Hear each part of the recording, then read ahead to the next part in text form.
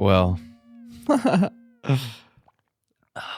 yeah, these last few weeks have been some of the most trying, testing, challenging, exquisitely complex scenarios and sequences of experience over and over and over again. And feels relentless. It feels actually kind of funny to be sitting in the sanctuary right now with so much tranquility and peace, because there's just been so much like fire and water, but like new heights and depths of sensation and emotional experiences, specifically within intimate relationship, like romantic relationship, home life, and business, and noticing an interrelated thread from wounding that's still continuing to unravel itself. Yeah, I mean, I can go in any direction, but is there any specific area you were holding an intention for this drop in? Every drop-in is usually just a non-linear drop-in. Perfect. So wherever your heart takes you, Yeah, and so wherever mine takes me. beautiful. Yeah, to preface, I leave tomorrow. Yeah. I'm going to be going, leave for now. I leave the now for now, Yeah. and I'll be back. Yeah, I'm going to Costa Rica. It's super tender and beautiful because these past 13 months since arriving to Playa Vanau and knowing no one but Sol and Molly, and now having an entire family that expands many countries of true soul, intimate depth, of immaculate proportions, really, and to have in the depths of my bones and my cells truly cherished every moment, every drip and every drop and every piece and every part, feeling so blessed. And even for the greatest challenges, but it feels like nothing has gone unturned, unresolved, unexplained, unintegrated. It's like been absolutely complete in a way that is novel to me because of its sacredness. And I was peering over there at the emotions. Ineffable. It has been an ineffable experience and weaving of experiences. Mm-hmm. Yeah. Wow. Beautiful, man. So tell me more. Yeah, and most recently, I beginning of January, I started dating this girl, which was a big thing for me because I had gone the other direction of like, I'm not going to date anyone, I'm not going to be with anyone, intimate or otherwise, and I wasn't for pretty much a year.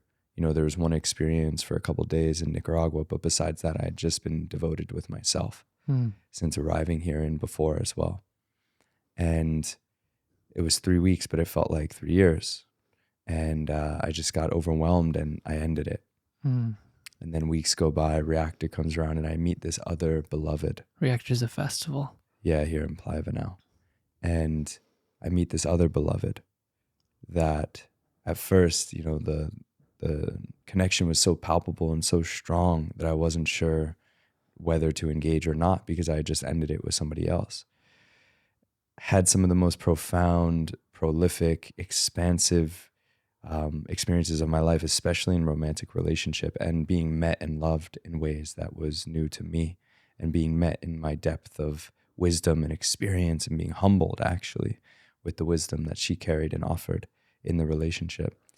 And I was running into challenges within my business simultaneously, in that I had started working with a business coach, and we made this agreement where he would coach me and charge me $10,000, but I would pay him back as I begun to receive clients, working with the framework of understanding. Love him so much. Such a beautiful soul brother.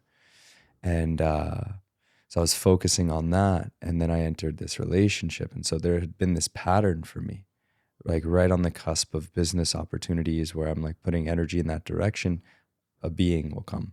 And then before I would completely lose myself in her. And that pattern has looped. And so I was afraid that that was happening again. But at the same time, it felt so important and so powerful. And I was really coming face to face with these ideas of what is it to be a man? What is it to be supported Mm. as a man if I'm provided for instead of feeling that I need to provide? Mm. And feeling that I was just hitting a brick wall and freezing and being like, well, I have no money. I don't know what to do. I'm putting all of my energy into this relationship. And I panicked and I ended it. And I went the other direction, and I actually put all of my energy in myself and invested in myself, and started doing Qigong pretty much every day, Aw. meditating twice a day, and activating. And like, this was just recently, last month. It started to transform so fast because I just devoted down, like inwards and down, and working on my business. And I got 2 new clients. Two for this 6-month program, which is the longest container that I had called in. Well, the first one that I received, I got, I received a rather large sum of money. It was larger than I had received beforehand. And I go into my bank account, and I had missed my rent. And so I was late on rent for 2 weeks. And I go into my bank account, and $4,500 got slashed, which is the majority of it. And it devastated me because I was already so stressed, so brought to the edge of scarcity and how do I pay my rent and what does this mean, and crumbling, like feeling this pressure of how am I supposed to focus on my clients genuinely if I have this pressure of responsibilities that's making me want to create from scarcity and lack. Yeah. And it was just this overwhelming debacle. And then the money gets taken. And so what just created this false sense of safety was pulled right under me, and it destroyed me. And I went into a rage release and grieving and crying and screaming, and this isn't fair. Wow. And then I'm like, well, it's gone. I can bitch about it. I can complain about it, or I can keep moving forward. And so I centered myself again. I was like, well, if I did it once, I can do it again. And so I did it again, and I actually received more the next time. And I was so stoked. This time I wasn't as stoked because I had just had such a devastating experience that I wasn't as attached to it. Yeah. And so I'm meditating. Everything seemed to be good. I could pay my rent. Started to pay everyone. It was like harmonizing. I was like, finally, grace. And then I received a message a couple days before the first of the month. And for her own reasons, she needed to step back and ask for her money back. And I was like, again, in the same boat, bro. Yeah. And so this is where recently things fucking turned up a notch and has been really, really challenging me. Because in that moment, I decided that the universe was telling me to move out, and that I was feeling insecure. I didn't know this at first, but I was feeling insecure to ask my land mama if it was okay if I'm late on rent again, which she actually offered me. But there was this part of my masculinity or something that was like, well, I already did that. I might as well go somewhere else. And an opportunity opened up the same day where a brother asked me to watch his dog stay at his place. Yeah. And I was like, what do I do? The universe must be telling me it's time to move, that maybe I'm leaving. And I got this whole thing in my mind. I'm like, I'm leaving. Started packing up and all this stuff. And I go and stay there, and I'm scattered. And I hadn't talked to my second beloved. I hadn't talked to her, or the first one, really. I cut them off. And I was staying there, and I was like, I'm leaving. But then I started to question whether I was actually going to leave or not. And I was having like dark nights. Like the first night I was there, I couldn't sleep. I was sweating. It was so hot. And Kuma, the beautiful puppy, started to bark until like 2, 3, 4 in the morning. And I was like, oh my gosh, why am I here? What is happening? And I was like in such a deep state of like fear and uncertainty and overwhelm. And then I went to go drop in with my ex, and she was sharing truly how deeply I devastated her. Like how much pain it caused her, the way in which I approached the closure. And whereas before I was so angry at myself and shameful towards myself, that I couldn't hear her. I couldn't hear what she was saying. I just had to close my heart so that I could find myself again. So we're talking, and then all of a sudden my heart opens and I feel her in compassion. And I was like, oh my gosh, I actually devastated this being. It's like, this is an actual soul that I caused a tremendous amount of pain because there could have been a more graceful way to approach it. And I heard her, and my heart opened. Like in a second, I felt it go, phew, and then this like warmth filled my body. And so the next day I went back to the place, and that whole next day I was like, oh my God, I love her so much. Like I messed up. Oh my God, I betrayed her.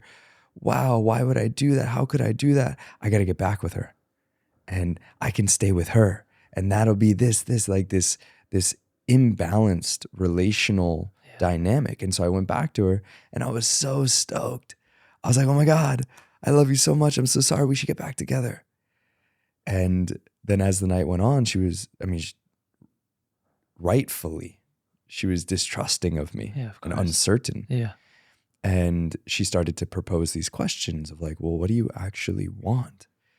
And I realized I was uncertain. And then I realized, then all of this fear had came in. I was like, oh my God, what if I do the same thing because of my own ignorance, that I don't know my own self enough to move wisely? Yeah. And so then I closed, and I told her, I'm not ready to commit again, but I am ready to repair the love that we have and see how this will unfold.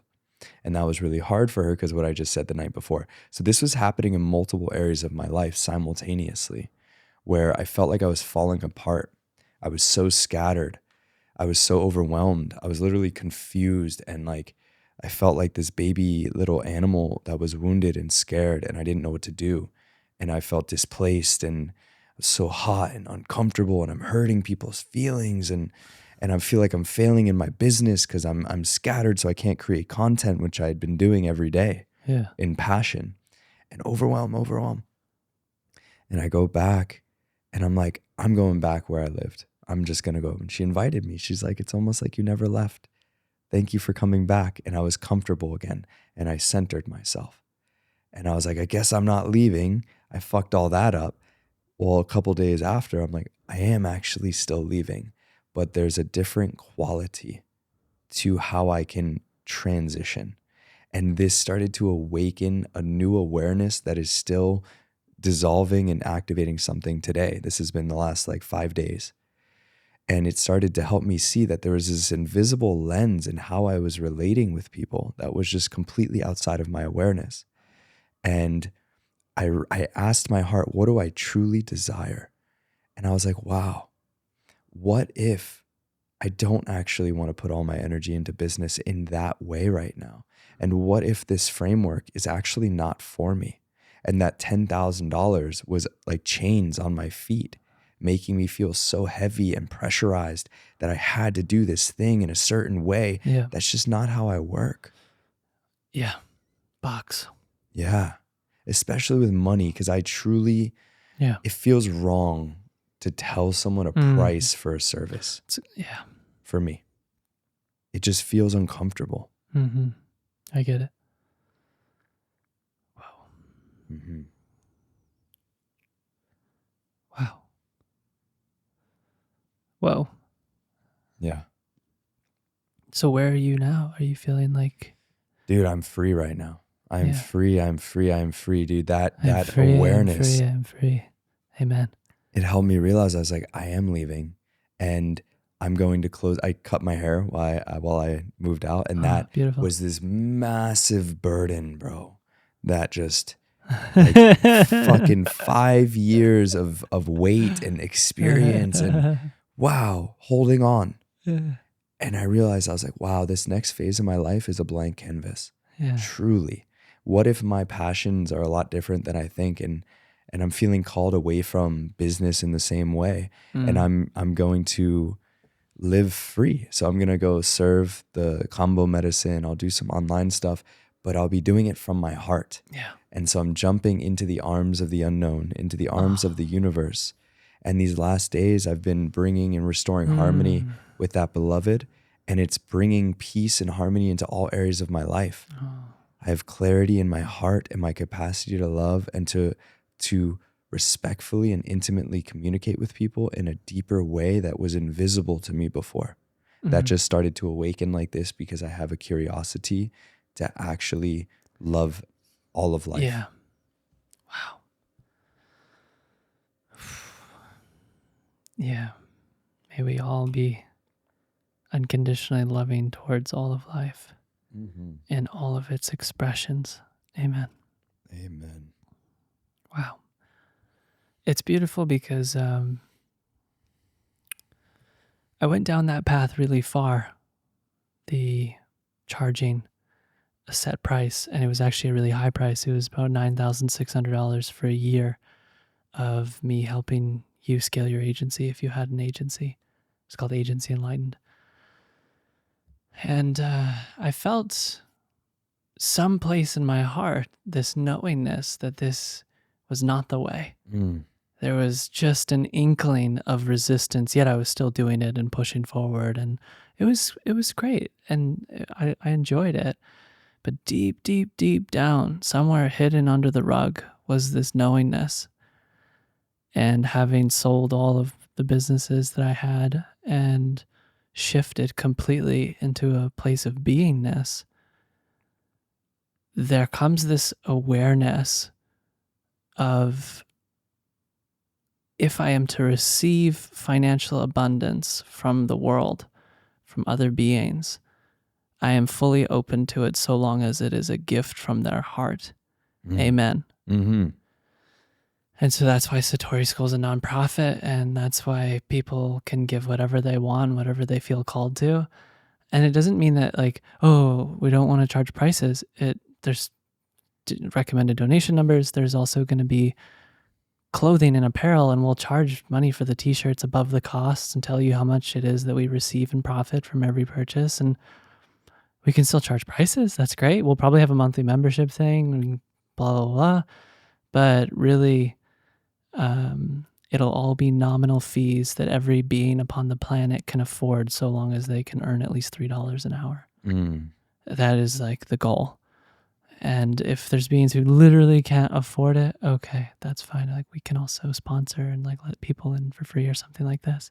You know, this is for the stuff that is quote unquote not free, which 99.99% of it will be, like this conversation and everything. But it feels so much better to be in the heart and to have the nonlinear freedom to say, you tell me what it was worth. Yeah. I think there is a time and place for pricing. I love that. I think there is a time and place for it. But if I can operate in the environment where people are giving from their heart, that makes me feel so much more abundant and refreshed and soul aligned and harmony. So I resonate with what you're sharing in terms of the friction that you were maybe feeling when you signed the contract, metaphorically or physically, to do that framework thing. Because it's a contract, whether it's physical or not. Yeah, dude. And I love your words because that's how it feels. And I was unaware of what that meant, especially because I was already in depletion. And to make an agreement. And I realized if I didn't already have the energy, the money, and I made an agreement with that much energy, money, then I'm literally taking from my body, life force, space, energy, and giving it. But I didn't have it. That, like, I was like, whoa, I saw it in my mind's eye. I felt it in my body. I was like, whoa, this is like tying a weight to my leg and trying to go in the ocean. Yeah. How can I create from my passion and my purpose when there's that weight? Yeah. And that's not my wiring in my heart. And so I love that there's more and more people that are awakening to this awareness that there's another way. There is. There's another way. Yeah. Yeah, there is. And to go a little bit further into it, and it comes with faith that this concept of you are the medicine is true, and that people will value your essence. And it's a deep understanding in the sense that you could have skills and you could be good at doing woodworking, or you could be really good with spreadsheets, or you could be a programmer, and you can have these skills and people can pay you for those skills. And a lot of people see it like that. They see it as something outside of themselves. Like, I'm a being and I know how to do programming, therefore I'm also a programmer. I get paid to be a programmer. And somewhere along the way, it feels like the separation occurs where the being's creativity is severed. They go down some boxy, narrow, linear path set before them by society. Mm-hmm. They sort of lose their self in the process, their true self, that which they could never lose, but they become separate from it. And most people don't get out of there. Mm-hmm. They never get out. Yeah. I was so in it that it was one of the most difficult things I'd ever had to do in my entire life was to sell all my equity in the businesses that I started. It felt like cutting off my arms. Yeah, bro. And I was there through the process. You went gracefully, bro, considering. I did my best. Yeah, I'm like, wow. Because I can imagine. It was more so the leading up to the decision. Once the decision was made, it felt like I was on MDMA. Mm-hmm. But prior to that, wow, I was having mental dialogue conversations with investors and partners, and it was nonstop 24/7. I was barely sleeping. It went on for 2 weeks straight. The pressure and the stress, it all became so much and so intense because I was fighting to try to figure out a number that I wanted for the money. Yeah. Like, it's this sense of worthiness. What am I worth? What am I worth? I'm trying to tell my partners my equity's worth $3 million. Yeah. Like, and it's an arbitrary number. Yes, we try to logically, rationally define what the equity is worth based on the revenue of the company and the tech and all this stuff. But I came to this place of just like, fuck this. I am going to just go to my partners and tell them, you decide. I'm selling everything. If you want me to sell everything, you pick the number. I'm happy with it. I'll say yes to whatever. I'm done. I can't do it. And obviously I wasn't speaking in that intensity, but that was just the essence of the energy that I came to prior to making the decision that, wow, this feels so good to just surrender. Yeah. Surrender so fully that when your partners ask, what do you want for the company that you started, or what are you trying to get? Like, this is a typical 101 thing. If you start a company and you sell it, people are like, well, what are you going to sell it for? What are you going to sell it for? Yeah. And it's this concept of going into your person and trying to say, well, what am I worth? And then you're thinking about it. And it's the most ridiculous process of separation that anyone could ever be put in. Because now you're thinking about, what am I worth? And to just surrender and ask the universe, you tell me what I'm worth. Wow, that was really, really special. And it made the whole thing such a gift to receive what was received and to feel like, wow, this is what I'm worth. This is actually what I'm worth. This is so great. I can't believe it. And, you know, the skeptic will say, you could have had more. You know what I mean? But it's like, well, man, yeah, that would have maybe ruined my relationships and made me feel like I just kind of shat on everything I created. Instead, now everything's beautiful and perfect and people can't believe it. And it's just like, that was the best thing I ever did.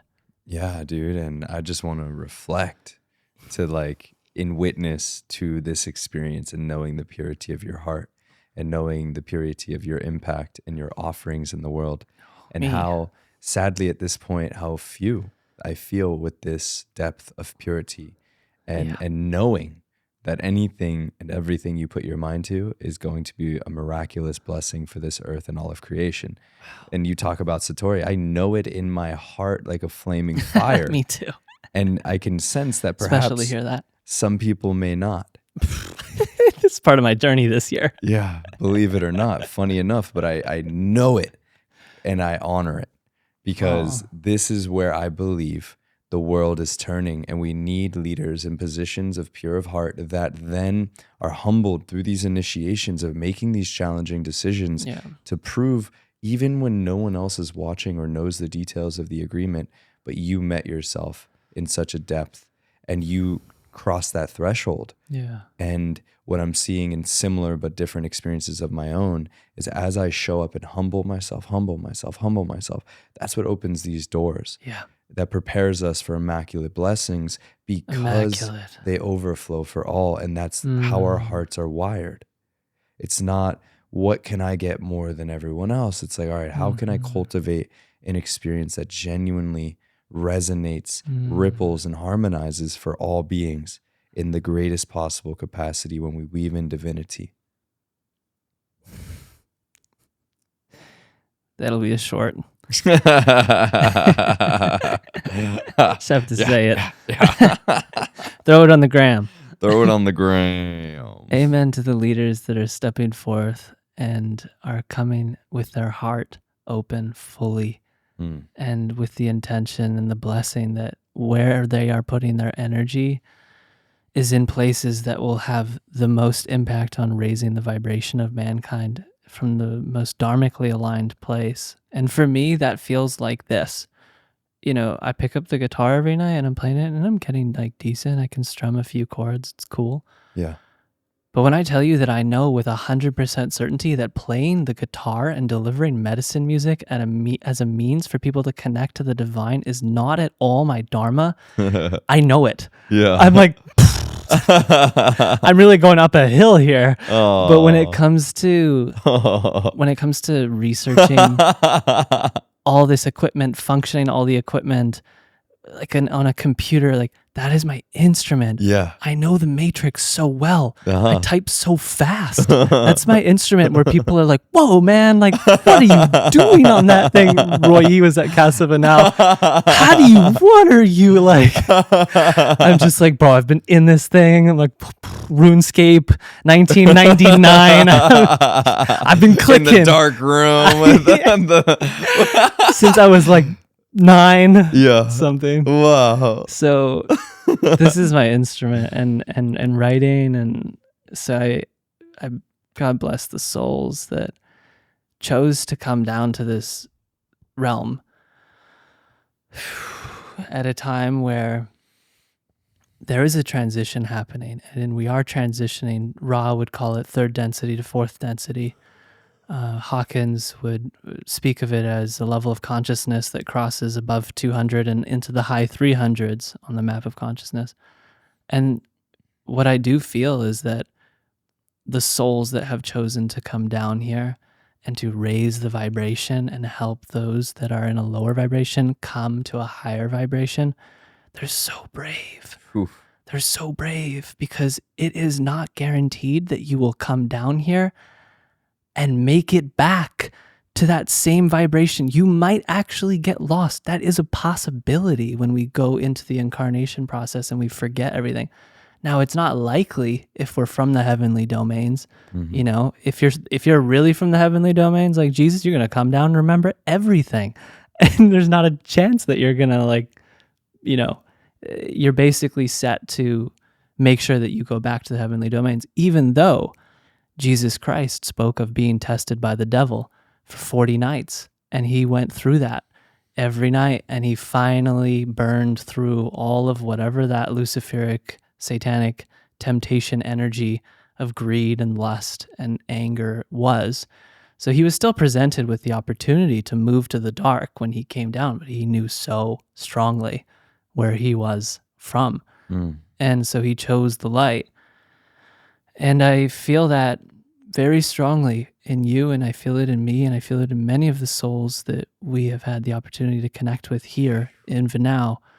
We are holding the field, and we are raising the ocean of consciousness by just being that which we are. People see it as happy motherfuckers that are walking down the street smiling at people, hugging people, loving people.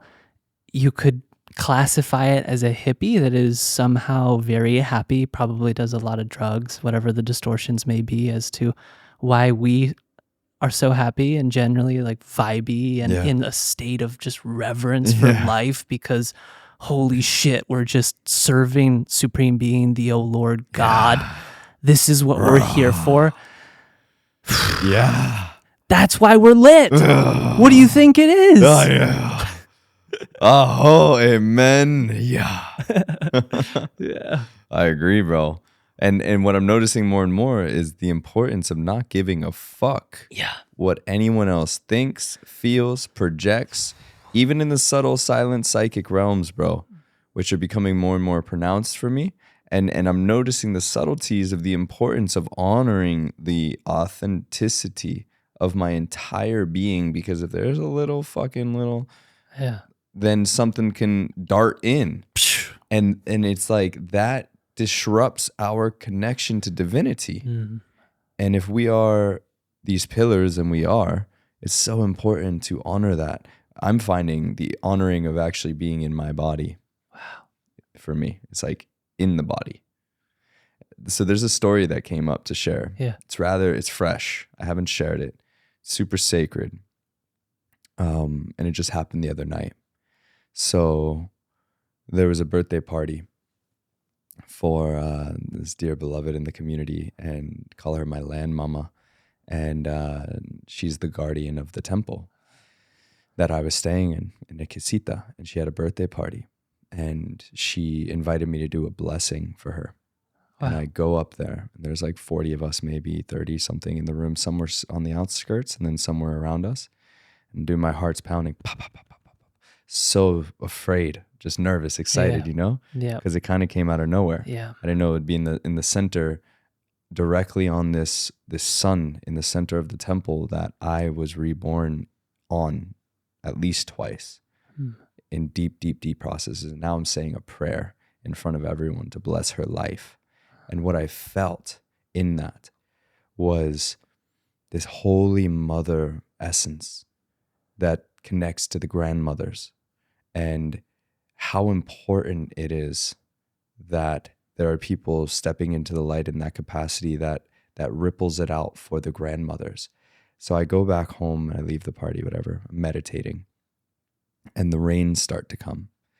And I could feel them. I love when the rains come. Yeah. I just went outside, I started singing, and I bathed myself in the rains, and I just sat in reverence to the prayer that was blessing these lands, nourishing the lands, and really soaking up the waters, and feeling the trees. And then the thunders came, and I go inside and I'm meditating, and or I'm about to meditate. I open my phone to look at my emails, and I go to this email from this group in Miami that it's like a medicine community, La Cota. Okay. And I never read the emails, but I open the email, and I'm reading this email, and all of a sudden, as soon as I open the email and I read the first line, this massive thunder, and I was like, oh, I've just entered something. And I read, and there's this land guardian that I met because right before I left Miami, I went and I was in one of the darkest periods of my life, in drug addiction, toxic relationship, scattered, in debt, totally lost, disconnected. Was not awakened spiritually.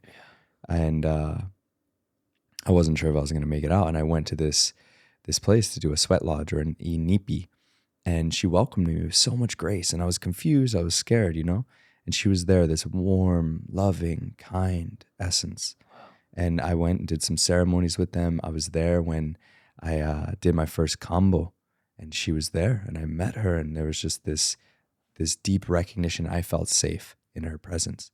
And so I'm reading this email, and she sent it to all of us, and you could feel her terror in the words. And apparently there was this legal process that she I guess forgot something, like one piece of the process, but her heart is pure. So it was just something silly, and they literally arrested her. They took her into a facility and they put her in a cell. And like, she's sharing her experience of how terrified she was, and how confused she was, and how she's not sure if she can go back home. And all she does is pray for people and with people and tend to this land so that people could have these ceremonies.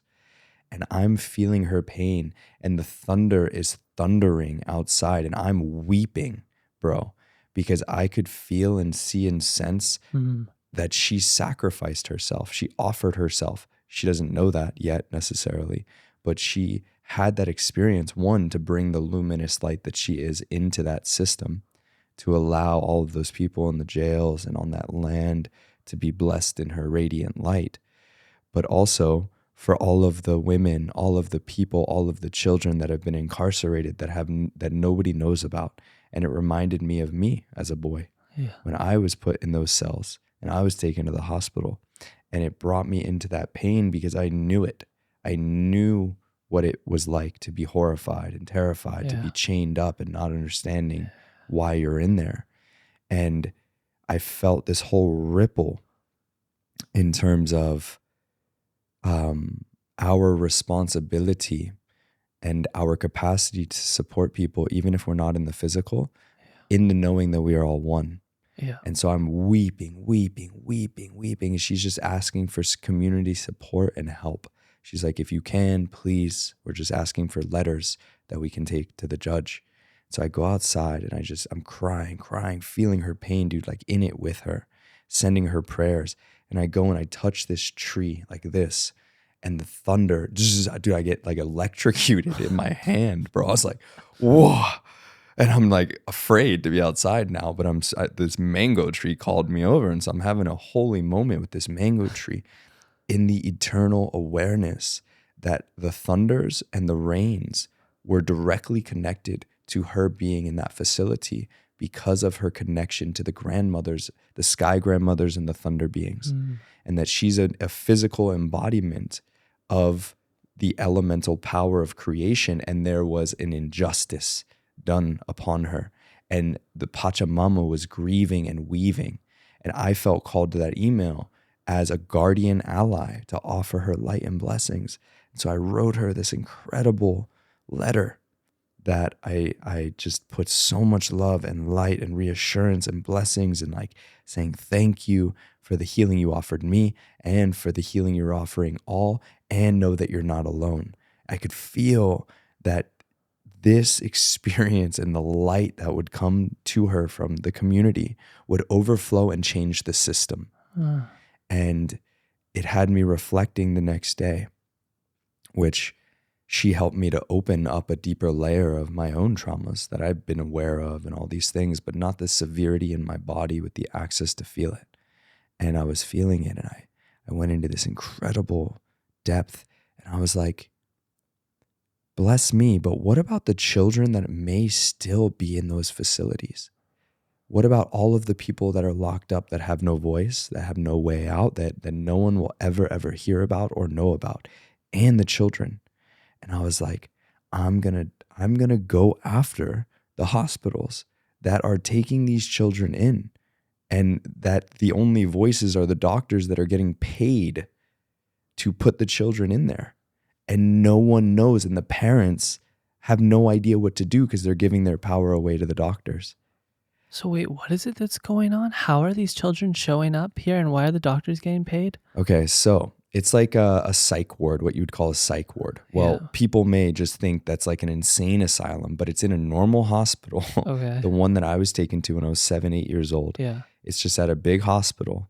And my parents heard about it from some whisper in the community that if your child misbehaves, whatever that means, you can take them to this facility. Wow. And we went in and they took me in. And they're like, yeah, there's this, you have this thing for the children. And a bunch of nurses came out and they grabbed me and I tried to run away. Yeah, I remember this story. And they injected me. So they get paid to take you in? So, because it costs the family money, right? To give the kid over and be like, here you go. Nope, it's free. There's a program. Is it like an insurance It they get must paid be an on? insurance thing. So the doctors, right? Let's go back a second. So the children that they diagnose, right? If their parents don't know how to deal with a child or they're acting weird, the doctor has to diagnose them to go to the psych ward. You see a therapist, and then you see a psychiatrist. The psychiatrist prescribes you medicine. So that is the business right there. So the psychiatrist works with medicine dealers. Yeah. And those dealers, they give the doctors kickbacks for certain deals. There's thousands. Like big pharma, right? Not big like pharma. Under the cover dealers. Yeah, okay, cool. Big pharma. So they're just doing medicine deals. Yeah. So I was on a concoction of 12 different medicines over 5 years. Wow.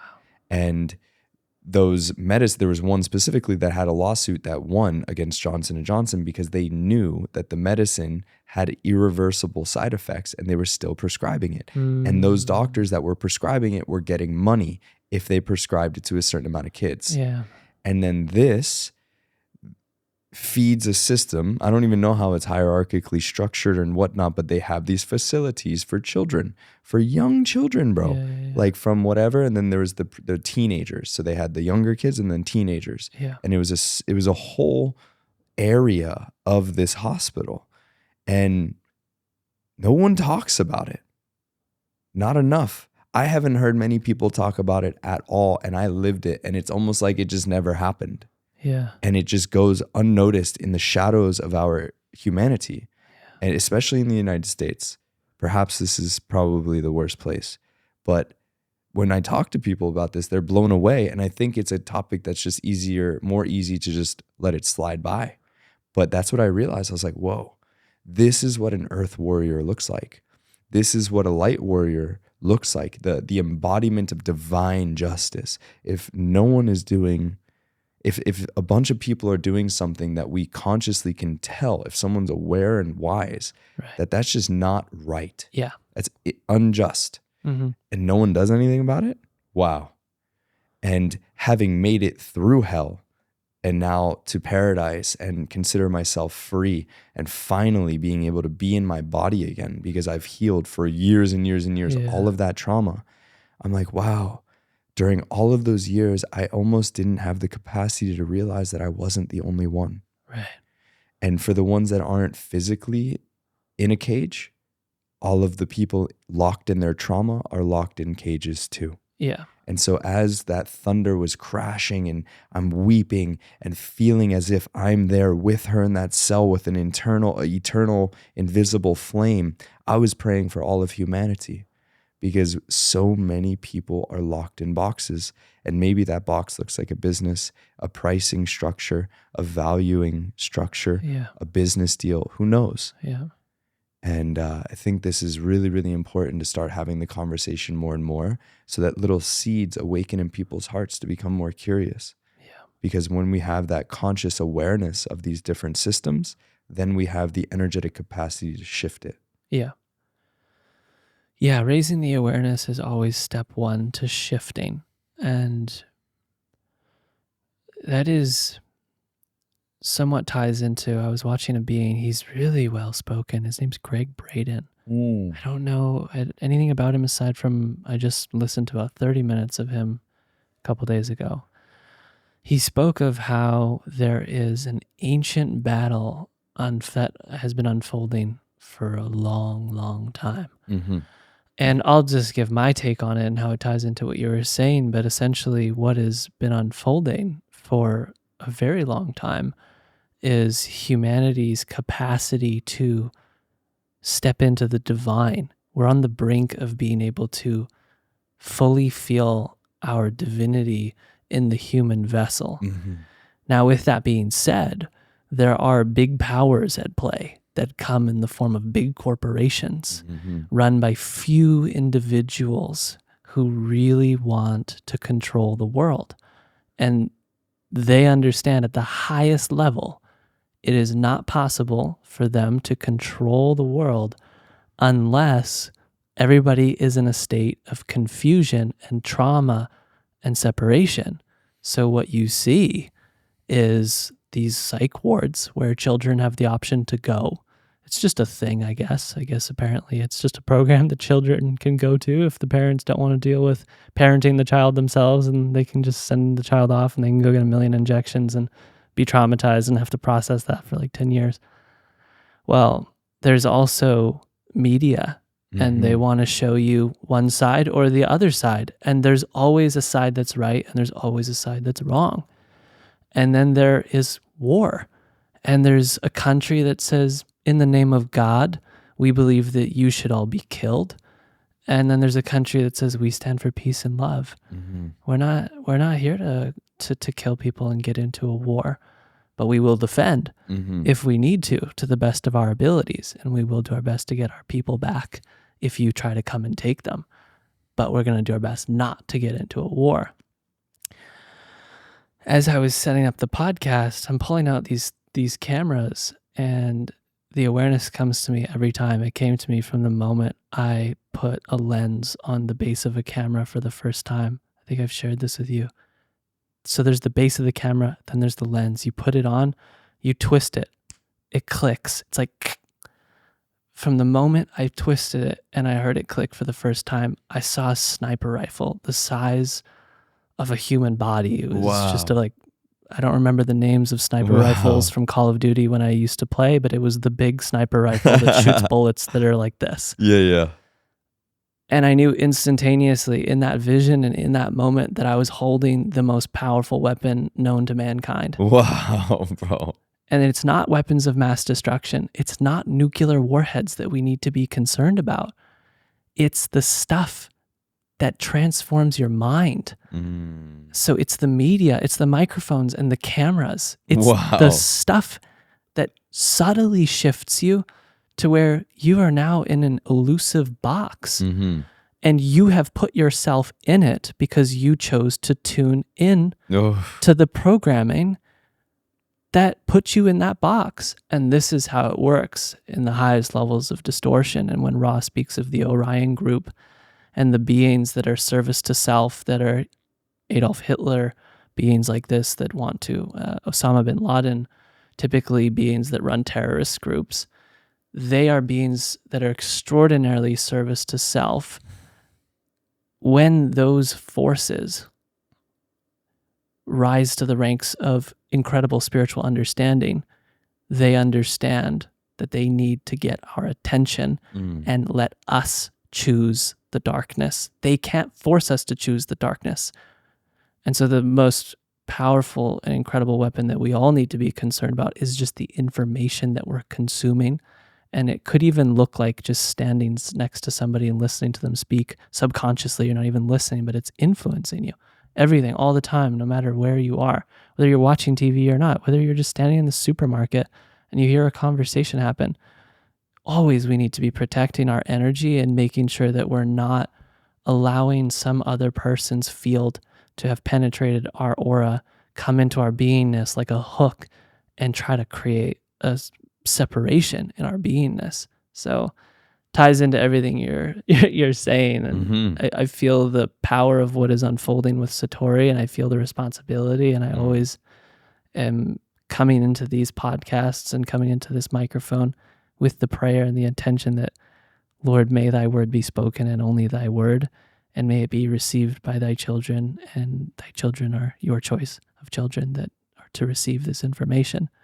May it be the highest and the holiest. Amen. Every time. Because I can't, I will be responsible. There is an aspect of me that is putting this out, my soul that is choosing this path. So if I go on here and I say, you should do this, and I'm telling people to take some drug that's going to fuck them up, my capacity to receive negative karma is so amplified by that. And that's why Jesus Christ is really walking an incredibly fine line between heaven and hell. When they say heaven and hell is 1/10 of an inch apart, I fully feel that and have felt it, where all it takes is one conversation with the devil. Yes, I'll take the side of greed and power. And because Jesus Christ has so much power within him and higher understanding that if he did that, his influence would be incredible. So as we rise, we have this incredible sense of responsibility that comes into our beingness, because our influence is exponential. And that's why we're carrying so many souls into the higher realms. So eloquently stated, bro. Another couple shorts. Look out, they're hot. Super hot fire. Super hot. And then that's something that I've been literally navigating in my own experience in these past closing weeks of karma. Like meeting it, feeling it, questioning what is justice? What is karma? What is reconciling karma? What does that look like in my own experience actually when I am aware that there are debts which are really just me not forgiving myself, but also attending to it in the physical reality. And how to go through that rapidly in a condensed amount of time, and the responsibility when we continue to rise in consciousness that we are asked to be delicate and loving and inclusive with every piece and part of everything that's ever happened, Yeah. and to claim it, to feel it, to integrate it, to talk to the person, to pay the debt, to do the workout that fills the debt in the body, and to see it made manifest outside. And I realized that once you start to tend to the karma or these open contracts of whatever it is, your body becomes enlightened. It becomes lighter. Yeah. And I'm like, oh, wow. Okay, this is that. And then why, though? Why does it feel so challenging, so heavy, so intense to actually tend to karma if you have a lot of it?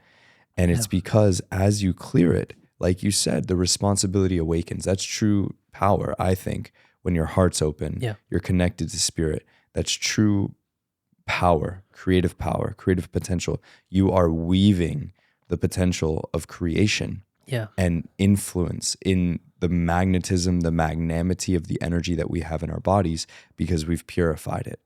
And to know that when we speak, when we engage, when we relate, every little piece and part, it's because we know that it's all us. Yeah. And we no longer can hide from that if we're choosing to walk this path of a golden age leader. Mm-hmm. I had a funny thought come up also as you rise in consciousness. It's extraordinarily painful in the body. It doesn't always just turn into light and blissful energy. The nervous system can't handle it. If you're moving very rapidly and you make a quantum leap, as some spiritual beings would say, your nerve capacity to handle that much energy coming through the vessel, it's just pray for a nice and easy rise. Don't try to make some ridiculous jump. You're going to it's just one, it throws off all your chakras and your energy centers. And if you're trying to open your crown before you've even figured out your root, you're royally fucked. That's where I went. Yeah. So I was just reading that in Ra. Ra was speaking of one of the primary distortions in mankind is these beings who just want to try to go straight up, and they haven't figured the things out down there, and then it causes more of a confusion and a turbulence than it does. Psychic break, bro. I had a couple. I can tell you. If you're disconnected from your root and you're trying to open spiritually, it is not the move. It is not. You got to get in the body. That's the new spirituality. In the body. In the body. In the body. Oh, amen. Do you want some tea? Yes, I would love some. Did I pour you some? Yes, and I drank it. I'll pour you more. It's so good. Thank you. Which one is this? This is chamomile. Oh, perfect. Thank you. Sleepy time. Can I spritz? Yeah, go for it. I just made it. It's got a beautiful... You made this? Yeah. What is it? It's pH 6 Kangen water with mint. Wow. Okay, all listeners, get ready. Take a deep breath in. Deep breath out. Take a deep breath in. And smell the mint.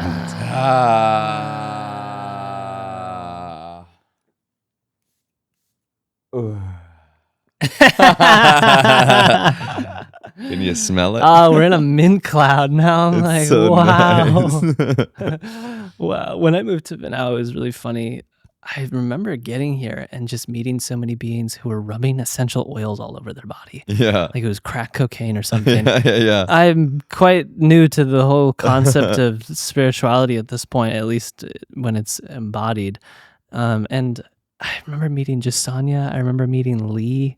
Yeah. And I just remember them just kind of dabbing up everybody, go to yoga, everybody. I'm just like, this is great. It's a bit weird, but this is great. Yeah. And I've fully embraced it now where every day I'm just like, this is so nice. Mint cloud. So I switch the essence every week. Nice. Yeah. Dude, that's nice, bro. Super vibey. If anyone doesn't know, Taylor is a professional space setter and a vibe holder. I do my best.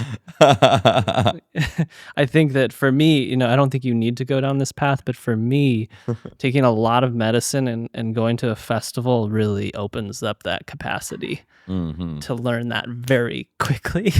I think some people are just naturally gifted at it. I was not prior. I was just somebody who could not choose a color for a room let alone the clothes on my body for the life of me. Yeah. To the point where when Claudia first met me, she thought I was gay because I was wearing this banana yellow shorts with like a pink shirt. And I thought that was nice. I don't know. I just didn't really care. I just thought, whatever. Yeah. And then when we started dating, she's like, babe, this was a tough thing for my ego to accept. It really kind of fucked with me a little bit. She's like, babe, you gotta like change your style up. I was like, Wow. Honest. Ooh. that one rocked me a little Yeah. bit. How'd you navigate, bro? I mean, I just shared with her. I was like, fuck, like, yes and no. Did you? And yeah, of course, dude. Okay. Wow. I So guess you never met me. How'd it go? I did not know the previous It was you. beautiful, you know. It just slowly got rid of all the pieces. Her and Emma were like, you should check out this website called I Wear. And it's this sacred wear clothing brand. And I wear their clothes a lot. And it's this beautiful hand woven, plant dyed clothing that comes from Indonesia. The moment I put it on, it was a white robe with white pants or a white shorts. You've seen me wearing this before. Yeah. It was just a sense of home, a sense of wow. And then I laughed at the previous version of self that was kind of like resistant to the shift that was being presented to me by my partner, the most divine pure mirror that I could possibly ask for. So it was a beautiful journey of, stepping into just a sense of, wow, I love this. This is so great. Yeah. It's just, dude, I love my style. I love what I wear now. It's just always like, yay, love my clothes. Super cozy vibes. Super cozy. So you mentioned you've been going through a lot, bro. I'd love to hear some of the highlights of Would Have Been Alive. Wow. It's been a long time. Yeah. Yeah, let me feel into it.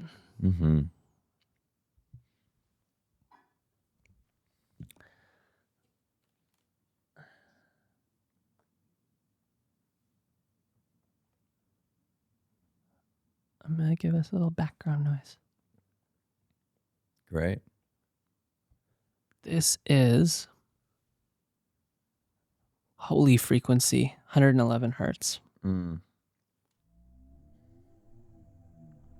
know I like them triple numbers. Triple digits.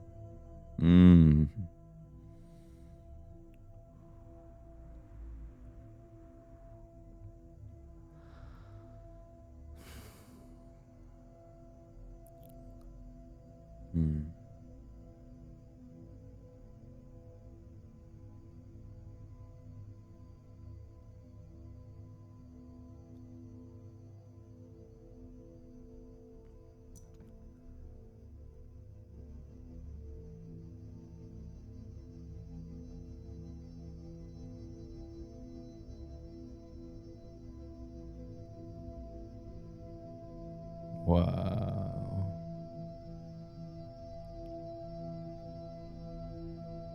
What? Welcome to the new spaceship. Wow, bro. It's a journey, dude. It's incredible.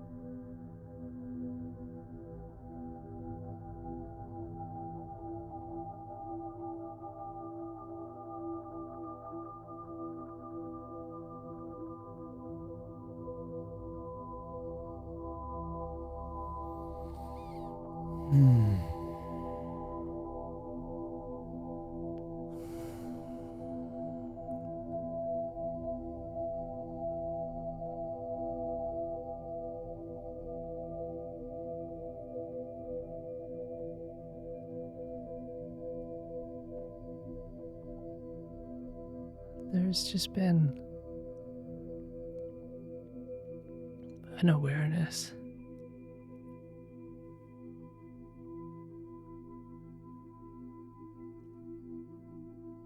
of a prayer that has been unfolding for maybe 6 months now. Mm. And I'm really grateful for it because I know that it's going to raise the ocean of consciousness and that it's going to help so many souls. And at the same time, it's been such a fucking journey to come back into a place where I can actually function, to be able to bring forth the prayer. Because prior to the prayer, I couldn't have done anything that I've been doing. And so I prayed. And I said, Lord, let me just fucking function. I do want this. I'm grateful for this energy that's coming through me right now. But I want to figure out my worldly affairs. I want to get them in order. This is not the foundation. I don't have the foundation yet. And so I prayed and I asked that I could be in a place where I could function more. And that functioning is here today. Mm. But at the same time, there is a loss of connection to source, and it's not a loss, it's just a shift. But sometimes I feel into it, and I just weep and I cry because I know that I made this choice, and I'm still choosing it. Mm. And I'm continuing to devote to mankind in this way, because I do believe that this is my dharma, and that it will be in the highest and best interest of all of mankind. So it's just sometimes it comes up, this energy of feeling like when I cry, it's a cry not out of sadness, but out of just deep reverence and connection to God, because it comes back when I cry. It's just this sense of like a warm hug. Mm. Like, it's okay, you're doing so great. You're doing so great. You know? Mm. And there's been so many beings who just, they don't understand. Mm-hmm. I know, bro. And these are beings that I love with all my heart. And I come to them with an open heart. And I share with them the prayer that's unfolding and the journey that's taking place. And they come and say, don't get stuck there. I see that you're in a place of distortion. Mm. And that you're looping. Mm. And to receive that was just a moment. A moment with, I sat, I never responded, I just received it.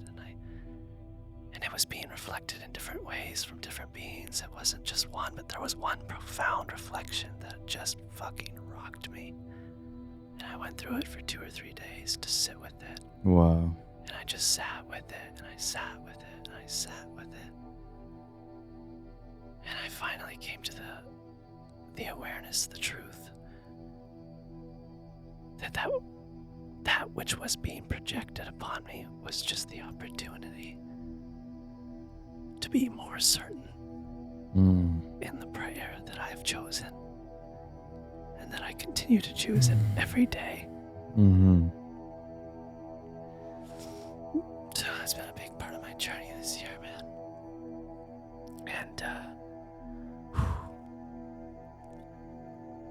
when I'm in it, when I'm creating stuff, Like I just finished a film. Wow. It's called Transcending the Mind. Wow. A Journey to Satori. Wow. It's a 24-minute film.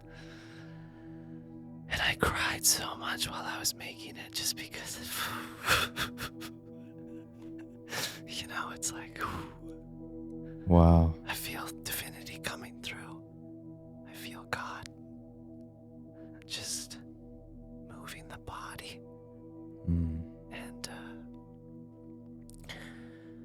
it's not all the time. Just to be clear, it's not all the time. But when it does happen, Mm-hmm. it's just a reminder that I'm on the right path and that everything is perfect. And that this is coming from the most pure heart. And it's not coming from anywhere else. I know it, brother. I feel you. You don't gotta fucking explain to nobody. Well, there was some beings I had to explain to. Yeah. And that was a throat chakra moment for me. And I'm really grateful. Mm-hmm. Because if it ever happens again, And it will. it won't take 3 days. Mm-hmm. Pa! I learned that one. Pull from the hip. Yeah. Oh, I'm ready. I'm ready. I feel like I'm in a Western movie Yeah, and I'm so good at pulling the pistol now, bro. I know, bro. I'm never going to let somebody beat me to that and shoot me and fucking send me into a fucking loop for 3 days, bro. Oh, but like, bro. it happens. Yeah, man. So that was, I don't know. That's an all-encompassing update of what's been unfolding. Mm-hmm. Bro, I want to honor everything you just said because it is so deep, it is so intimate to voice these inner revelations, realizations, embodiments, and divine activations of God as you, truly. And as I've had similar experiences myself, and the terror to voice them. Yeah. Like, who am I to say that I'm having intimate experiences with divinity? Oh, it's like a fucking, and as you share with like the reflections and the projections, perhaps, and that's exactly what I've been feeling these last few weeks here.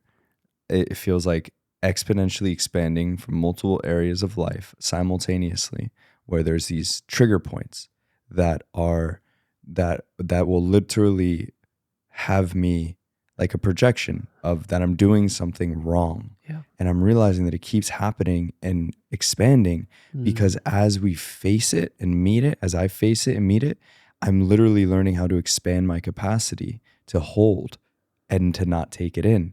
And so keep expanding, because if we are to voice these truths to the world, the psychic space you have to hold, bro, to be in your truth, in your knowing, when there's people of all levels receiving the message. And I feel like Playa Vanel offers that as an initiation. They do. Yeah. This place is strong, bro. Yes, it is strong. Pressurizes you into a diamond and you're succeeding with flying colors. Thanks. Yeah, bro. Such an honor to see how you ninja your way, samurai your way through life, bro. Oh. And we have to have each other's backs. And I feel that it's important to start having more and more of these conversations at this level of consciousness and articulation, so that others know that they're not alone. Because those little darts can make someone spiral out of their truth and go down a path that is not their destiny. Yes. One experience, one relationship, one word. It's so delicate, this becoming process. So delicate. And how we tend to each other, bro. How we honor each other, how we hold space and offer reflection. Yeah. And is that reflection coming from a loving space or an unintegrated part within? That perhaps someone sees something in you that shines a light in a certain area. And just like these lenses, we have no idea. They have no idea. I don't know. I don't know who it is. It doesn't matter, because I understand when I do that to others and when that's happened to me. And the graciousness, but also no one's necessarily, there's not many people out there like, all right, you're going to run into this on your spiritual path. Like the fucking mystery school is day-to-day life nowadays. And we're in it. I'm hoping that Satori can be that. And I love what you said of just having these high conscious conversations shared with the world gives people the opportunity to see the foreshadowing that we haven't seen for whatever reason. Yeah. And this reminds me, 2019, I started a podcast called the Evolving Consciousness Podcast. Everyone's yes. like, you should start a podcast. You should start. And I was like, okay. And so I did like 5 of them. Yeah. And my prayer, the intention was that I wanted to create a community and a space that had conversations that inspired others that are on the spiritual path that may not have friends and family or connections and community where they can have this deep intimacy. I'm so fucking blessed here, bro. You're so blessed here. Like, we have so much soul family. But I remember when I had nobody. Yeah. And that feels what Satori is doing now. And so, like, wholeheartedly, I'm in it, bro. Yeah. To fan the flames of this vision. Yeah. Bless your heart. Bless your vision. Thank you for moving through the shadows and illuminating the brightest light, bro. Because the world is thirsty. And you're providing that love, that nourishment. So beautiful to receive these words. I was just at the beach. And I was with a being. I feel for him. I know where he is. He says, what have you been up to? You sold your company, right? I said, yeah, I started this nonprofit. He said, oh, what's it about? I said, well, the vision, man, it's to guide humanity back to inner peace. And he laughed. He said, the world doesn't want that. Can't you tell? Look at Instagram. Everybody's going crazy. It's war. Go on Twitter. It's like nudity. It's this and that. Yeah. And I just had such a beautiful, soft gaze where I was looking at him and I just felt him and I saw him and I was like, you know, man, all those reasons are some of the exact reasons why I feel so called to do it. Yeah. So it was beautiful to just feel this absolute duality and consciousness that takes place when we are separate from our true self and we cannot see and recognize the divinity and pure-heartedness of someone when they come and share something versus when someone else can see it and can receive it and can understand it and feel it. That's why I love doing these and just having these conversations, because it's just a sense of being at home with holy company, with angels, with people who I can just, let me just share with you really where I'm at, because I know you're not going to shoot a fucking dart at me. Never. I'm right there by your side, brother. We look in the same direction. We are, man. And it's beautiful to also, what came up for me when you were sharing what you're sharing is that you can reach out to Joshua on Instagram and you will be so loving to that being who reaches out because they heard you speaking on this podcast or on a previous podcast, and they feel like, wow, I resonate with this soul. This soul went through this experience at a young age and was tied up and given injections and has made it out of that. I went through that. Millions went through it. Millions. That's what's crazy. Millions. And so I do want it to be a sort of Noah's Ark where it holds all beings and everyone can step on board. And if you feel like you really love what Joshua has to share and you resonate with his story and his beingness and his evolution and his awakening, like, go and like tune into that being. Reach out. Have the faith that if you reach out, you will be met with purity and with love, and that it will be a beautiful experience as it was for you to hear that being when they spoke. So I'm really grateful to just be sort of a node in the network that helps connect souls to other souls that can help lift them up in a way deeper than just a podcast, but a way in which we can come together physically at some point in time and have Yeah. a Satori gathering. school retreat. Yeah. So cool. It's gonna be epic. You experienced that with Aubrey Marcus and Fit for Service. Yeah, bro. It's a mastermind. It's a transformation. A whole community of soul-aligned resonant souls. Wow. Under the energy, the archetype of the exalted tones of Satori. No. May it be so. So on that, Yeah. I received a song the other day. Yeah. I was going through a really emotional space of confusion. Am I going the right way? Should I do this? Should I not? Yeah. I walk out to the ocean. Yeah. And I'm praying. I'm just like praying to God, Goddess. I'm praying to the ocean. I'm praying. I didn't even know what I needed. And all of a sudden, these words start to flow in.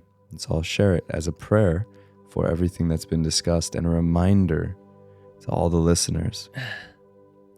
Holy children of the One, holy children of the Son, holy children of the One, holy children of the Son. We are genuine, we are pure, we are genuine, we are pure, we are genuine, we are pure, pure, pure. We are innocent, we are free, we are innocent, we are free, we are innocent, we are free, free, free. Holy children of the One, holy children of the Son, holy children of the One, holy children of the Son, Son, Son. We are genuine, we are pure, we are genuine, we are pure, we are genuine, we are pure, pure, pure.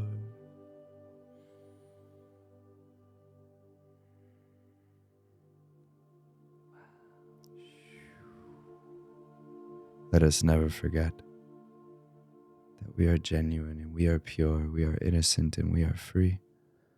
The Holy Family, as we weave back together in this innocent remembrance of our divine birthright as humans and little children of creation. May we gather in perfect and profound and simple ways. Oh. Oh, that really resonates. And that's so beautiful. And I had a vision of transforming it into a beautiful melody with some music in the background. Beautiful chorus is what came through. And so interesting because Ray, this beautiful me, dear sister.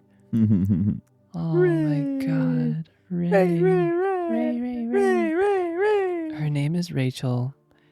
A lot of people call her Ray. Her artist name is Radiance. Oof.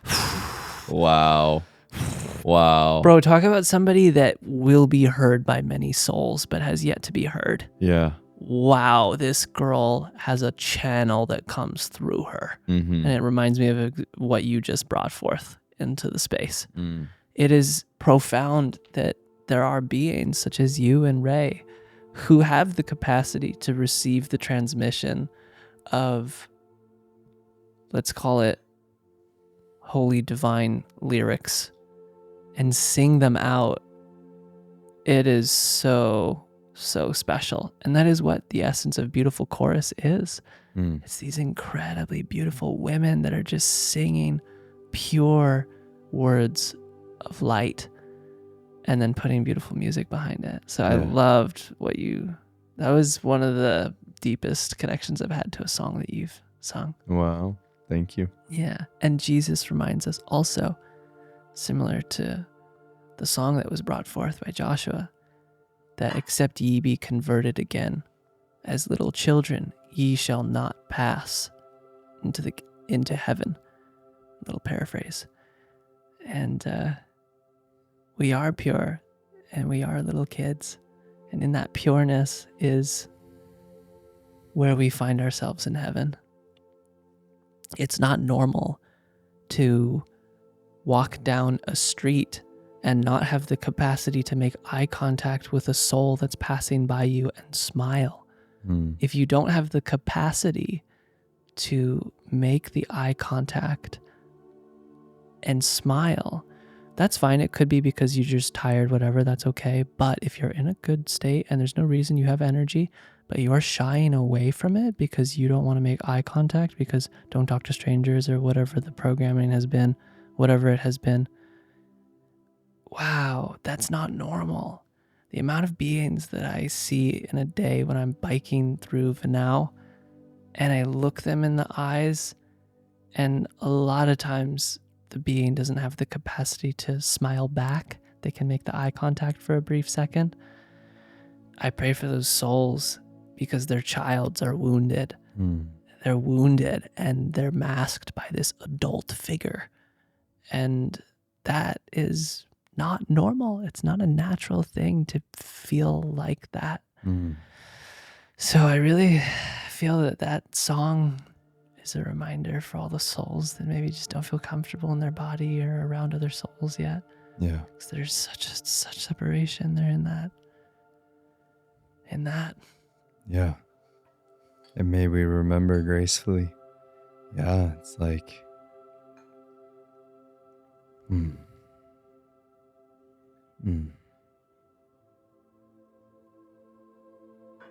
Yeah. That's why medicine's so powerful. I was one of those souls that was just not able to make eye contact, and I couldn't do it. I wasn't aware of it. I didn't have the awareness that I was uncomfortable and that I was socially anxious and that I was insecure and that I was self-conscious. I didn't have the awareness. That's what it means to be insecure and self-conscious. You're in the veil. You're separate from your true sense of self. And medicine really, all the veil goes down all of a sudden. Wow. All I needed was a glimpse, at least for me. Yeah. Everybody's journey is different, but the glimpse that I got was enough for me to realize just, wow, I can be in the state of love. I can smile at somebody. I can go and say, hi, how are you? What are you doing? What's your name? Where are you from? Random person I don't know, and not feel awkward. Because now the context has shifted to where I see them as me, as a soul that has also come to this planet. We have so much in common. You came to Earth? Yeah. Well, that's the most deepest thing that we have in common. It was not a chance. You didn't just happen to randomly grow in the womb by biology. You chose to get in there. Yeah. And that's why Jesus says, Lord, I pray not that you take them out of the world, but that you protect them from the evil one. And may you remember that though you are in this world, you are not of it. It's so beautiful when you can come to that. I'm not from the world. Right. So everyone here, we all chose to come here. Wow, cool. Brother, sister, sister. Doesn't matter what country, what ethnicity, it doesn't matter if they're a homeless person on the street and they're like, it doesn't matter. Brother, sister. Medicine was really essential for me in my journey of coming out of that veil. Yeah. Me as well. I have a very long track record with medicine. Ours is a bit different. Yeah, different journey. And what I would like to share with that is like what I learned from that journey of diving so deep into the ayahuasca, the wachuma, and all the medicines that I can get my hands on, was that I needed to be humbled because my ego had developed a spiritual ego in terms of and this is a unique awareness, right? A unique perspective. Yeah. I'm more intense than most people. Yeah. But I also learned some truths, universal truths through this. And because of my trauma, and I would say the majority of people are traumatized. And if we are disembodied to begin with, and we don't know that, because that's been our natural state of being all the time, is disembodiment, and you engage with ayahuasca that shoots you into the ethers, then you re-traumatize yourself. So I was re-traumatizing myself. I've done ayahuasca 30 plus times, probably close to 50. Wow. And the majority of times I was terrified. I've had blissful, beautiful, amazing experiences. I love ayahuasca so much. But my ego was so strong. I did bufo 5 times. I've done wachuma. I've done all these things. Did combo so many times. I served combo as well. And I didn't recognize that I was going to the medicine and it was taking me out of my body. Whoa. And so the medicine now, my relationship with medicine now, I meet it in a different way because I am in my power. And so I meet the medicine that I engage with in its power, and I meet it, and then our essences synergize. Before I was being overpowered. Now I know the medicine is within me, and I cultivate it and I activate it within myself. And more so now I lean towards the body medicine, like Kambosito, because it takes you into the body where you can't run away. You go into it. But even more than that, the medicine I've really been playing with lately is the medicine of presence. And moment to moment, when you're in that freedom of life and noticing what somebody's saying and where the spirit of the day is guiding you and all these things, and how fucking psychedelic that is. Yeah. In so many ways, bro. It is. Yeah. Yes. And in Zen, it's that, they call it the narrow pointedness of mind, where you're on the knife's edge. And in that knife's edge, you're with divinity. Yeah. And it's so easy to fall off the knife's edge. It's just a little boop. The subtleties that we work through to get to that state and maintain that state all the time are vast, let alone the not subtleties, but the incredibly loud things like the media or the people or the whatever is going on, whatever all the loud stuff is. But the subtle stuff is like, whew. And it's as subtle as the thoughts that we have, the impulses that come up when we see certain things, or when we're presented with certain reflections from beings. So yes, wow. I feel that as well lately, where there's been so much more meditation for me. And I've had these moments where I get on the knife's edge in the meditation and I'm just mind blown. And that's literally what it is. Like you've gone beyond the mind and to just be there even for 2 minutes. I find myself when I'm in that state sometimes where I'm like, whoa, I've locked in. There's like, you zoom in, just bro. Locked in. You're like this, lifting. Yeah. It's almost like you're in a zoom dream. And when you know it's a dream, but if you act too wild, the dream ends. Yeah. Just like that. And it's just like that. It's a knife's edge. You have to just sit back and enjoy the fucking movie. Yeah, don't force. Don't freak out when the monster jumps out. Yeah. Don't like, be attached when the love moment scene comes up. You just have to really like. And then it's maximum enjoyment. Yeah. Which is it's bliss. It's eternal everything and nothing. Yeah. I love it, dude. Such a good way to describe it. Yeah. The knife's edge. Knife's edge, man. It's a fine line. It's such a fine line. Yeah. I need to pee.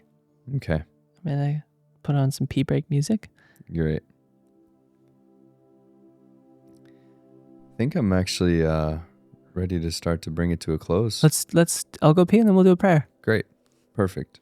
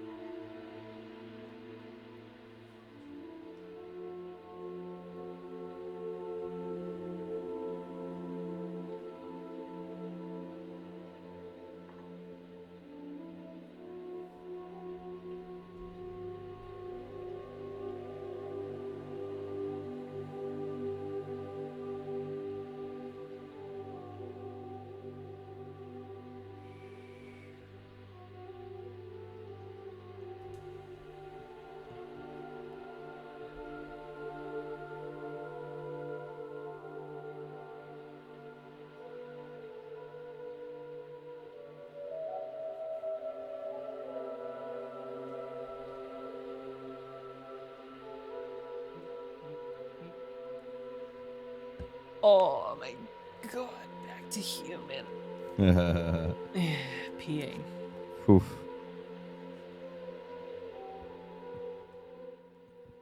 Okay, let's see if we can put on some... I love these background sounds, bro. Bro, bless the souls of all the beings that created this music. Yeah. Satori / me, I purchased the licensing rights to a lot of all these tracks from these creators, and they're so beautiful. Wow, bro. Yeah, so it's all gifted back to them. Oh, amazing. Yeah. What platform is that? Pond 5. Okay. Beautiful platform Really? with so many incredible creators. It's only full, not not an advertisement, but randomly coming out the best organic ads ever. It's like 20 or $30 a month, and you get 20 downloads a month, and the tracks. Yeah. Wow. So, okay, we'll close this off with a 963 Jesus frequency and a little prayer. Mm-hmm.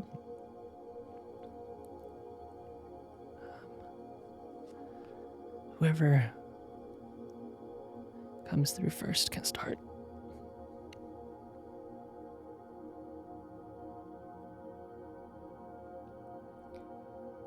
I want to give thanks to the beginning and the end, the Alpha and the Omega, the Yin and the Yang, the right and the wrong, and all of these seemingly paradoxical concepts of mind that are woven into oneness in the essence that gives life and receives death, and for the beginnings of new journeys with no idea where it will lead or who you may meet, and the miracles that are destined and awaiting like little treasure chests along the journey. I want to give thanks to all of these moments of the creative potential of the spirit that moves within all of us, that weaves into existence the reality that we call life, that creates this experience that allows us to learn lessons and to experience love in these holy, sacred bodies. And I pray that we all really allow ourselves to receive every moment, every conversation, every person, every pair of eyes with a smile, a hug, the tears and the rage as they would like to flow, the acceptance of everything within the perceived other, knowing that we are one, giving thanks to the ending, the sweet, sweet, sweet nectar that brings to a close something that has been such a blessing, to start all over again, to step back into the mystery and the unknown as we crawl out of the womb that we had been in, perhaps not even aware that we were in the womb the whole time, into this new life, this new reality as these new versions of ourselves, walking, flying, soaring, connected to our hearts, perhaps expanded into greater levels of love and capacity to feel, to trust in our path, to trust in our allies, and to know that our physical reality is always a reflection of our history. And as we transform, our reality is reknown in these inner embodiments. You are worthy of miracles, everybody listening.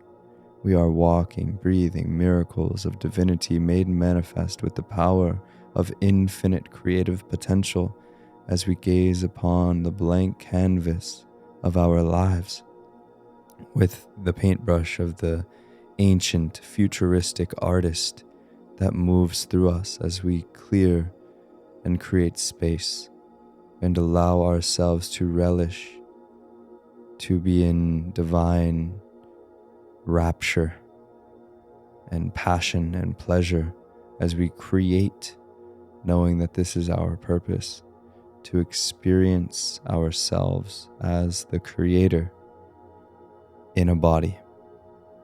What a divine gift and a blessing. And I give thanks to you, Taylor. Oh, me. And all of the listeners, but also everyone here in Playa Now and the sanctuary, and Buddha and wisdom and all of my great teachers here on these lands, the oceans, and every single experience and lesson and wisdom. And what a journey this has been. And I'm sure this may resonate with others on your own journey. And I offer these words and my own inspiration and gratitude and love as a luminous light to perhaps feel into that for your journey, wherever you may be on the spectrum itself. Relish, enjoy, allow the memories to bring a smile to your face, all of the love or the lack of love, how beautiful. And as I step through the portal, and you as well in your own time and way, know that as we fly, we flock as majesty upon the winds of divinity. And know that I speak to myself as I offer this to all ears and hearts, that we are not alone, regardless of how ancient you feel, how activated or sensitive you may be, or the perceived evils you may have enacted in this life or others. We are pure in our essence. We are pure in our hearts. There is nothing that we could ever do that would separate us or make us unworthy of God. We are this. We are that. God, Goddess, the universe, the multiverse, whatever you call it, we are the children. We are the mother and the father and the brother and the sister and the daughter. We are all of them. And as we walk, may we walk with gentleness and grace, remembering our place as a holy being, walking with brothers and sisters. And when they appear, may we fill the role of divinity, of pure love. What would love do? How would love be? What is the qualities and textures of love as me in this situation? How can I bless everything within my path? And how can we walk in a way that creates seedlings of luminous light that blossoms into gardens everywhere that we step, in every heart that we meet, in every word that we speak, knowing that the ripples are exponential. They're luminous. We are luminous. Thank you for this space to share the sacred word and to share our voices and our experiences, and in the knowing that, at least for me, everything I share is with the intention that there is some wisdom, some blessing in there for someone, even if it's just one, and that I live my life in service. May we all live our lives in service to love. And if you're choosing the other path, bless you too. But know that joy, bliss, ecstasy, gratitude, happiness, peace, tranquility, these are our birthright as well. May we remember this, and if we forget, may we lift one another up with an embrace. Aho.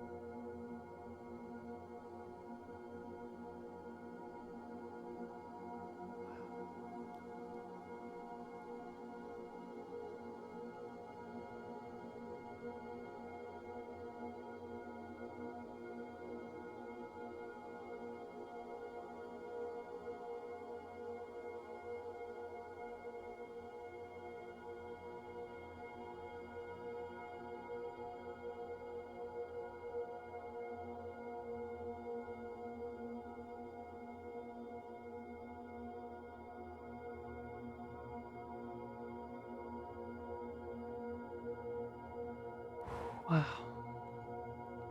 Well, Joshua went through the whole Jesus frequency That was quite the freestyle. And it's probably the holiest freestyle I've ever heard in my entire life. It's going to be a trailer to the episode. I can feel it. I'm going to put on a different frequency and what you got, bro? Let's hear that try to heart. spit that fire. Spit that holy sacred fire. Spit that fire. Super hot Super fire. hot fire. Spit that fire. Wow. All right. I picked this for both of us, but now I'm going to pick a different one for me. That was incredible, brother. That was the most beautiful thing. Oh. Like, you're so gifted at speaking. It's profound.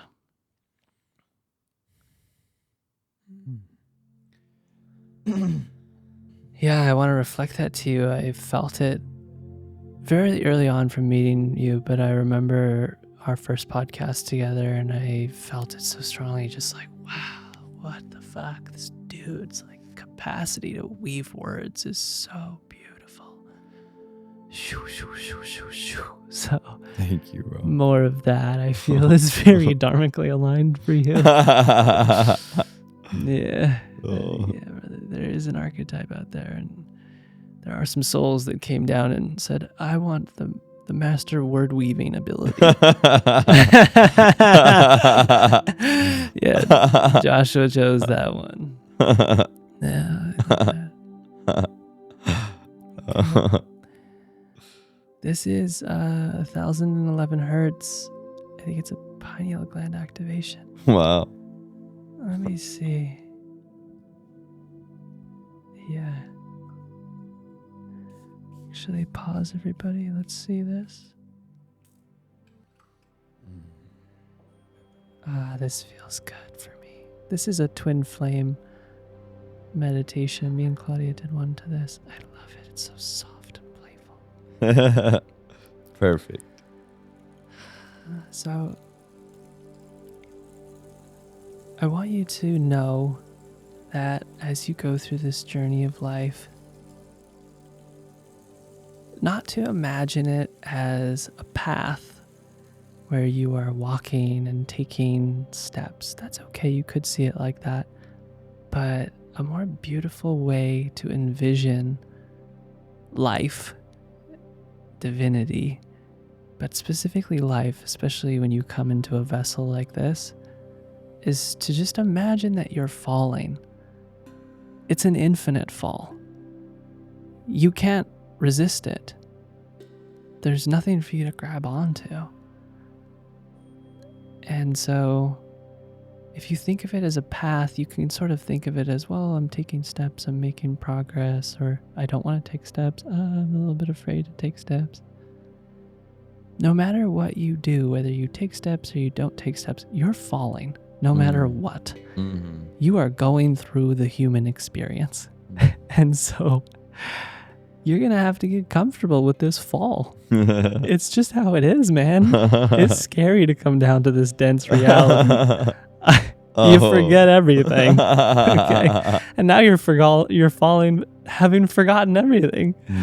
Whereas before, at least we were in the spirit and we remembered and we were whatever that feeling was for you or for me or for your soul. So a huge shout out to dear sister Carrie, who I heard this from. She's an intuitive empath, and yeah, she shared this with me, and I felt that it was profound, and that it really helps you step into this sense of power and embodiment to be a creator, and to just know that no matter what, it's always perfect. You don't need to have the fear, whatever the fear may be, because no matter what, it's perfect. And that's the beauty of creation, of divinity, of the O Lord, Supreme Being, that which is the mystery. It's infinitely perfect. And to accept this truth, which is a very high and infinite truth, is what will bring you through seeing the horrors of this world with grace and with love and with compassion, knowing that even those incredible horrors that you just couldn't possibly imagine are perfect, are also perfect. And that you don't need to curse God and say there can't be a God if there's all this horror and war. And I get it, man. This is a tough awareness to accept, that it's something that's going to make this fall so comfortable for you. And it's going to make you feel like, actually like a phoenix that's just perfectly got its wings out and it's just sailing through the infinite. It's no longer a panic. It's a sense of, look at my vast wings. And look at me. I see all with love. Even those that are most wicked, I see them too as me. Even the ones that are beset by what you could call demons, I do not demonize them. I see them as one. I do not allow them to cause separation in my beingness. And when Jesus was presented the opportunity, when Judas, one of his disciples, told the Romans where Jesus was hiding in the garden, and when the Roman soldiers came and his location was revealed, and they came to take him and to crucify him, he looked upon Judas, who told the Roman soldiers where he was, and he looked upon the Roman soldiers with love and grace and said, yes, take me. And the disciples couldn't fucking believe it, man. But that, if you cannot recognize that that is the essence of divinity, that is the essence of God, that is the Messiah that the prophet Isaiah foretold. That is God. He is pure love. She, he. It's beyond pronouns, in case you didn't know that. And when he went up on the cross and he went through that journey of carrying that thing, he said, forgive them, Father, for they do not know what they do.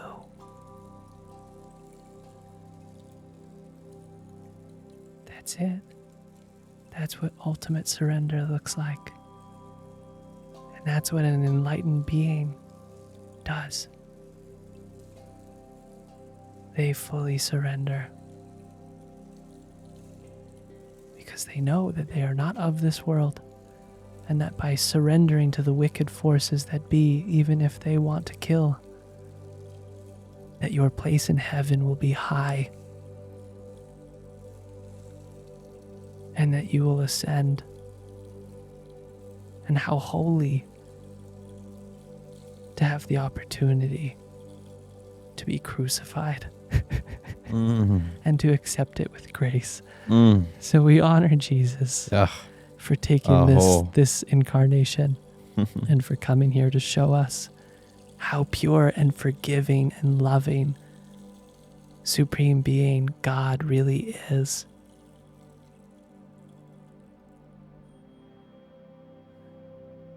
He did not accept out of stupidity. Amen. Amen. Blessed be the holy ones. Wow. Wow. Yeah. I feel like we should have like a Satori prayer gathering thing and just pray. This was definitely the trailer to that movie. Yeah. Just prayer. It's so good. Prayer. Wow. Wait, let's do one of those energy ball blasts, bro, of prayer. Look at this. Look at our hands. This is it. This is it. This Okay, is it. what do we want to put in there, bro? Peace. Prayer. Unconditional love. Tranquility. Grace. Gratitude. Ooh, graceful gratitude. Joy. Bliss. Freedom. Clarity. Groundedness. Understanding. Creativity. Creation. Courage. Surrender. Valor. Grounding. Words of love and truth. Beauty. Immaculate blessings. Ineffable. Prosperity in health and vitality. Pure consciousness. Pure consciousness.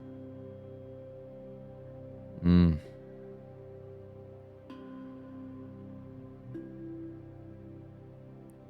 that's a big ball.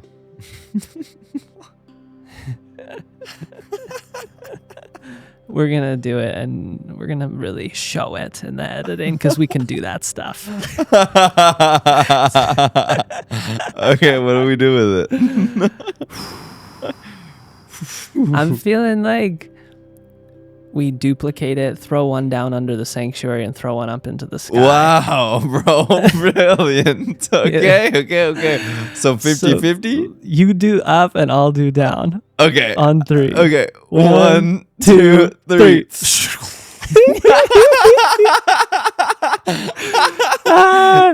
Wow, dude, the meditation literally just ended. Whoa, right at the end of that. bro. Holy shit. It was one of those holy moments, bro. Yeah, bro. Holy fuck. Wow, bro. Wow, everything was tripping in that moment. I saw 777 555 and the meditation just ended. It's one of those One of those moments you're where you're just like, yeah, we were in it. That was a field. I love you, dude. I love you so much. Oh, I'm gonna miss you. Oh, bro, I'll see you soon. I know. We'll see each other so soon.